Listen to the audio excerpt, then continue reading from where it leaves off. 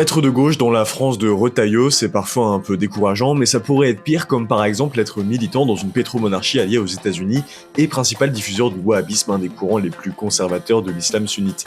Mis à part quelques réformes libérales du côté des femmes, à qui on a gracieusement octroyé, entre autres le droit de conduire depuis 2018, la dynastie saoudienne est inflexible. Et ironiquement, l'événement le plus connu de contestation de son autorité n'est autre que la prise d'otage de la Mecque en 79, action portée par des auteurs encore plus réacs que la famille royale, dont ils dénonçaient le faste et la proximité avec l'Occident. Bon, et le progrès dans tout ça, il est où? Eh ben, si on détourne un peu le regard de la prise d'otage et qu'on se penche un peu plus à l'est du pays, précisément au même moment a lieu l'un des plus gros soulèvements de l'histoire du pays, à Qatif, et parmi les manifestants, certains membres d'un certain Parti communiste d'Arabie Saoudite. Et ce parti, qui sonne presque comme un oxymore, eh ben on en sait finalement assez peu. Actif de 75 à 91, il regroupait dans son bureau moins de 100 personnes, toutes agissant sous pseudonyme, clandestinité oblige, et avait des soutiens à Damas, Beyrouth ou au Yémen communiste de l'époque. Et sa maigre composition brassait vraiment large sociologiquement parlant.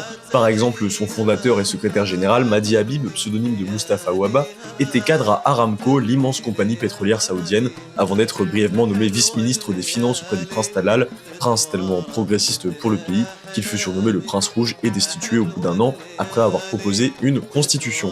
Bon, et le parti communiste dans tout ça, eh ben étonnamment, il tenait une des lignes marxistes-léninistes des plus orthodoxes et pro-soviétiques de la région, ce qui n'a pas empêché le parti d'essayer de s'allier avec un peu n'importe qui pour tenter de faire bouger les choses.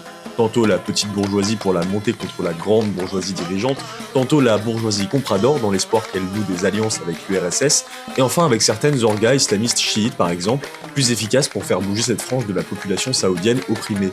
C'est justement l'une d'entre elles, l'Organisation pour la Révolution Islamique dans la péninsule arabe, l'OIRAP, qui, inspirée par la révolution iranienne voisine, mène les insurrections de novembre 79. Et la cohabitation de lutte avec les communistes ne s'est pas toujours bien passée.